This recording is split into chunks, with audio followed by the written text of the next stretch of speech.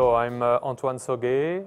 I'm interventional cardiologist working in Toulouse, and I'm more dedicated for the peripheral interventions. We are here with Marco Roffi, who works in Switzerland, to discuss the All You Need sessions according to the below the knee revascularizations. Marco, what's your concern when you decide to treat a critical limb ischemia patient? I think first of all, we had a great session today on below the knee revascularization. And the first concern is that patients with critical limb ischemia are really at high risk.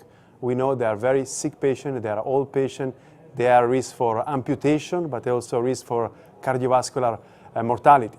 So what we have heard today is that first of all, it's important to have a multidisciplinary approach and to have a comprehensive approach that goes beyond the revascularization. Nevertheless, revascularization remains a critical point, and we have heard today that the guidelines of the European Society of Cardiology tell us that for below-the-knee intervention, the endovascular approach should be favored over surgery as the first approach to treat those patients. Antoine, with respect to the technique and with respect of the devices, what would you use in terms of technique, in terms of approach, but also in terms of devices to treat those complex patients with below-the-knee disease?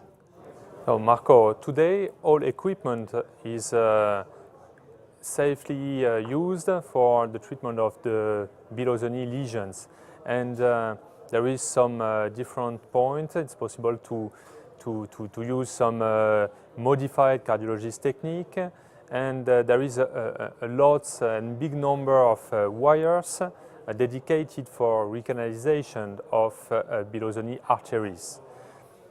Then after, there is still the plain old balloon angioplasty, and then after, there is a lot of discussion.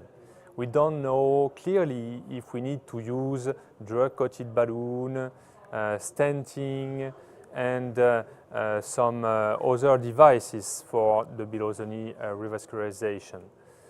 We have plain old balloon angioplasty, and then after we could decide only stenting in case of dissection, compromising the distal flow.